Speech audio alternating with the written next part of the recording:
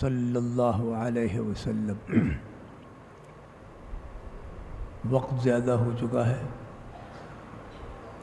اور جو ضروری اہم باتیں جو تھی ہمارے مفتی عبد المتین صاحب نے بیان کر دی آپ کے سامنے۔ اب کچھ کہنے کا باقی رہتا نہیں، لیکن مفتی داؤد صاحب کہتے ہیں کہ 2 الفاظ بولو، تو ان کے حکم پر 2 باتیں عرض کر رہا ہوں۔ سب سے پہلی بات، اللہ کا جو کلام ہے اس کو حدیث پاک میں خیر الکلام کہا گیا ہے۔ خیر الکلام کلام اللہ، سب سے زیادہ نفع کارک، سب سے زیادہ فائدے والی اور سب سے زیادہ مفید اور سب سے زیادہ خیر والی بات جو ہے وہ اللہ کی بات ہے۔ اور یہ اللہ کا کلام آپ کے سینے میں اللہ نے یہ نعمت عطا فرمائی ہے، آپ سب کو اس کی قدر کرنے کی توفیق عطا فرمائے۔ اور اس کی قدردانی یہ ہے کہ اس کو پڑھتے رہیں، تلاوت کرتے رہیں، یہ اس کی قدردانی ہے۔ ہم نے بزرگوں کو دیکھا بھی، سنا بھی۔ دیکھنے میں حضرت مولانا علی میاں صاحب رحمۃ اللہ ہمارے استاد تھے۔ یہ جو قاری مولانا احمد علی صاحب لاہوری کے جو واقعات بیان کیے مفتی عبد المتین صاحب نے، یہ مولانا علی میاں صاحب کے شیخ ہوتے ہیں، یہ حقیقت ہے۔ مولانا علی میاں صاحب کی زبان سے بھی میں نے سنا کہ قرآن کی تلاوت کی وجہ سے ان کی قبر کی مٹی سے مشک کی خوشبو آتی تھی۔ اور حضرت جی مولانا زکریا صاحب شیخ الحدیث، ان کی زبان سے بھی سنا کہ قاری مولانا احمد علی صاحب کی قبر مبارک سے کی مٹی سے مشک کی خوشبو آتی تھی۔ اور یہ تو حضرت تو یوں فرماتے تھے کہ مٹی ہاتھ میں لیے بغیر بھی وہاں سے گزرتے تھے تو مشک کی خوشبو آتی تھی۔ یہ قرآن کی برکت تھی۔ تو خیر، کہنے کا مطلب یہ۔ اور دوسرا، حضرت جی مولانا انعام الحسن صاحب کو دیکھا کہ روزانہ 15 سے 10 پارے روزانہ تلاوت ہوتی، 15 سے 10 پارے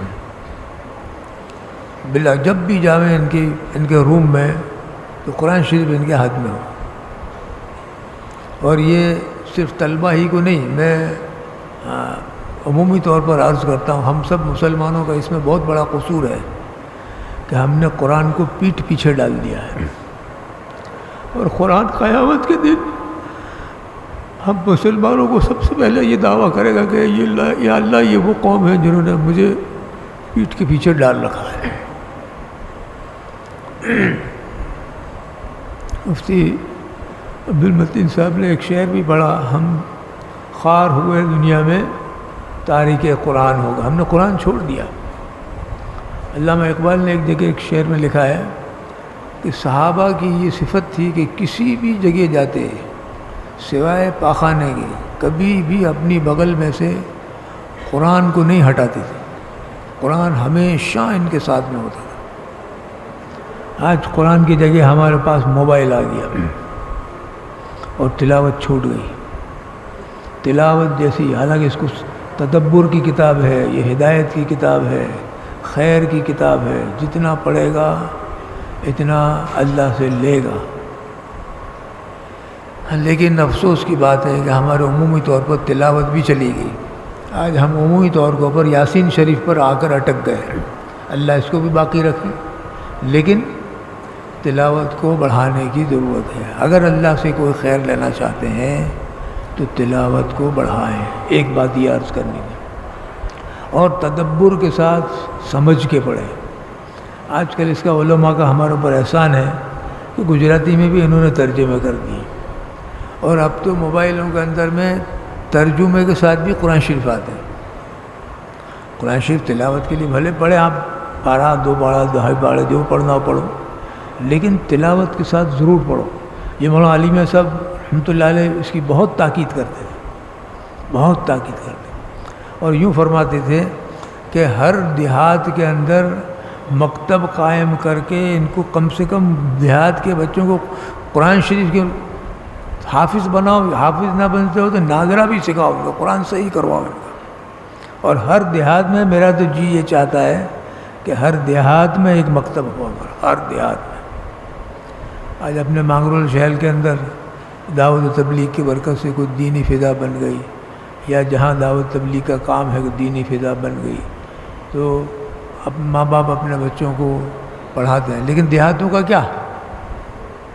دیہاتوں میں بالکل قرآن سے بھی کورے ہیں، فرائض سے بھی کورے ہیں، جنازے کی نماز تک ان کو نہیں آتی دیہاتوں میں۔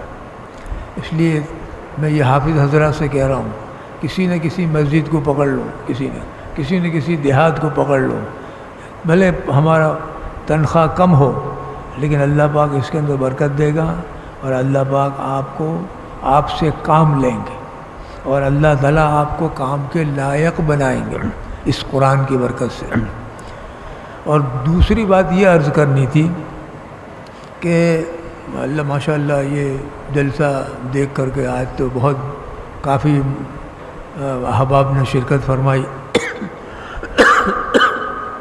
عصری تعلیم، مولانا علیمیہ صاحب سے ایک بات ہے کہ عصری تعلیم یعنی ماڈرن تعلیم، انگریزی تعلیم بھی بہت ضروری ہے۔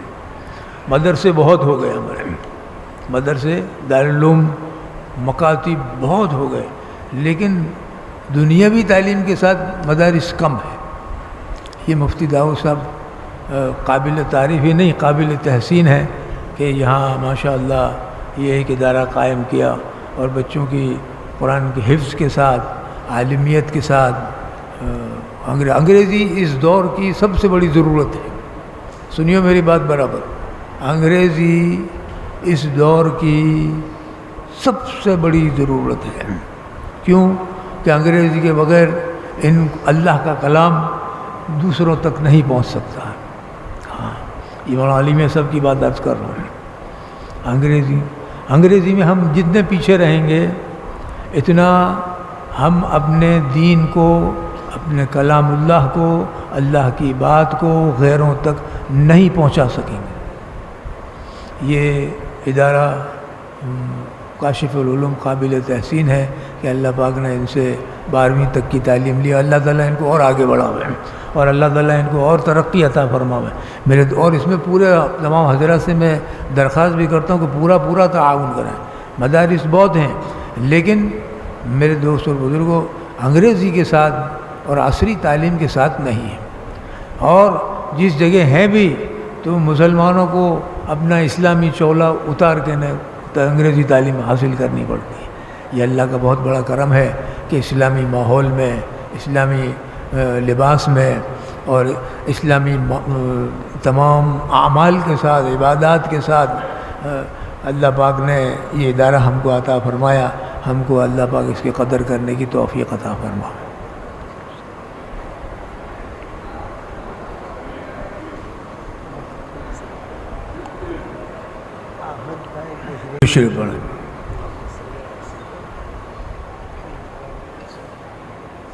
اللہم صلی علی سیدنا نبینا مولانا محمد وعلی آل سیدنا مولانا محمد واصحابہ وازواجہ واتباعہ وبارک وسلم تسلیما کثیرا کثیرا۔ جزا اللہ عنا سیدنا محمد صلی اللہ علیہ وسلم بما هو اہلہ۔ اللہم صلی علی محمد النبی الامی وآلہ وسلم تسلیما۔ اللہم صلی علی محمد وعلی آلہ وصحبہ وبارک وسلم لما تحب وترضى۔ یا اللہ ہم سب گنہگار ہیں، خطا کار ہیں، مجرم ہیں۔ اے اللہ بے شک ہم تارک قرآن ہو کر خوار ہوئے ہیں۔ اے اللہ قرآن کو چھوڑ کر ہم ذلیل ہوئے ہیں۔ اے اللہ آپ نے ہمیں ایسے ادارے نصیب فرمائے جس میں قرآن حفظ کیا جاتا ہے، جس میں قرآن کی تلاوت کی جاتی ہے، اور جس میں قرآن کو معنی کے ساتھ پڑھایا جاتا ہے۔ اے اللہ ایسے ادارے ہر جگہ نصیب فرما، بلکہ ہر دیہات میں نصیب فرما۔ اے اللہ ہمارے بچوں کو، ہمارے طلباء کو اے اللہ اس کو سیکھنے کی توفیق عطا فرما۔ اے اللہ اس کو ہمارے طلباء کو اس کو سیکھنے کی توفیق عطا فرما۔ یا اللہ ہمارے جان مال کو قرآن کے اوپر لگانے کی توفیق عطا فرما۔ اے اللہ قرآن ہدایت کی کتاب ہے، قرآن کے ذریعے سے ہمیں بھی ہدایت لینے کی توفیق عطا فرما، اور قرآن کے ذریعے سے پورے عالم میں ہدایت کو جاری اور ساری فرما۔ اے اللہ قرآن کے ذریعے سے پورے عالم میں ہدایت کو جاری اور ساری فرما۔ اے اللہ اس ادارے کو بے انتہا قبول فرما۔ اے اللہ اس پوری حال کی ضروریات بھی اور آئندہ کی بھی ضروریات کا پورا تکفل فرما۔ اے اللہ جو بھی ان کے اٹکے ہوئے کام ہیں، اے اللہ تمام کاموں کو اے اللہ اپنے فضل سے، اپنے کرم سے، اے اللہ تو نے اب تک جو کیا وہ تو نے ہی کیا ہے، اے اللہ اپنے فضل و کرم سے آئندہ بھی ان کی پوری نصرت اور مدد فرما۔ بلکہ ایسے ہر مدرسوں کی اور ہر دارالعلوم کی اور ہر مکاتب کی اور ہر علماء کی جو کوششیں اور محنتوں میں لگے ہوئے ہیں، پوری نصرت اور مدد فرما۔ اے اللہ ہمیں دین کا اور دین کے علوم کا ناصر اور مددگاروں میں شامل فرما۔ اے اللہ ہمیں دین کے ناصر اور مددگاروں میں شامل فرما۔ ہمارے جان مال کو اے اللہ بے انتہا طور پر قبول فرما۔ اگر تو نے ہمارے مالوں کو قبول نہیں کیا تو اے اللہ پیر رگڑتے ہوئے یہیں مر جائیں گے اور ساری دولت یہاں چھوڑ کے چلے جائیں گے۔ اے اللہ ہمارے جان مال کو تیرے کلام اللہ کے لیے، تیرے علم کی ترویج کے لیے، تیری تبلیغ کے لیے، تیرے احکامات کی زندہ کرنے کے لیے، اور تیرے حبیب جناب محمد الرسول اللہ صلی اللہ علیہ وسلم کی مردہ سنتوں کو زندہ کرنے کے اوپر ہم سب کو لگانے کی توفیق عطا فرما۔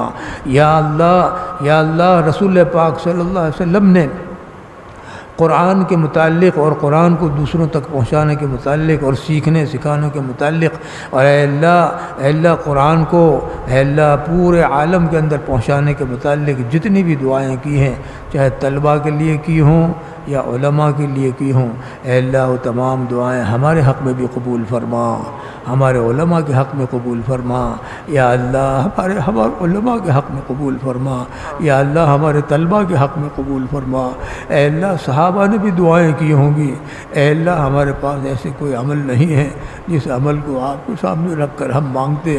اے اللہ صحابہ اصل قرآن والے تو صحابہ تھے۔ اے اللہ انہوں نے جتنی بھی قرآن کے متعلق، ترویج کے متعلق، تبلیغ کے متعلق، قرآن کو پہنچانے کے متعلق، ہدایت کے متعلق اے اللہ جتنی بھی دعائیں کی ہیں وہ تمام دعائیں علماء کے حق میں بھی قبول فرما اور طلباء کے حق میں بھی قبول فرما، اور ہمارے جتنے ادارے چل رہے ہیں پورے عالم میں، ہندوستان کے سوا پورے عالم میں جہاں جہاں بھی چل رہے ہیں، ان تمام اداروں کو بے انتہا طور پر اس دعا صحابہ کی دعا کے لیے قبول فرما۔ یا اللہ اولیاء لاکھوں کروڑوں اولیاء اللہ نے اے اللہ دین کی ترویج کے لیے، قرآن کے لیے، قرآن کو پہنچانے کے لیے دعائیں کی ہیں۔ اے اللہ علماء کے لیے دعائیں کی ہوں، طلباء کے لیے دعائیں کی ہوں، اے اللہ ان سب میں ہمارے طلباء کو بھی شامل فرما، اے اللہ ہمارے علماء کو بھی شامل فرما، اے اللہ ہمیں بھی شامل فرما، اے اللہ عمومی ایک مسلمان مرد اور عورت کو اس میں شامل فرما۔ یا اللہ موجودہ دور کے اندر میں اس وقت جتنے بھی امراض چل رہے ہیں، خصوصاً ذہنی ارتداد، اے اللہ خصوصاً ذہنی ارتداد کی جو وبا جو چل رہی ہے، اے اللہ اس سے ہماری اور ہماری اولادوں کی اور ہمارے بچوں کی اور ہمارے عمومی عام طور پر انسانوں کی پوری حفاظت فرما۔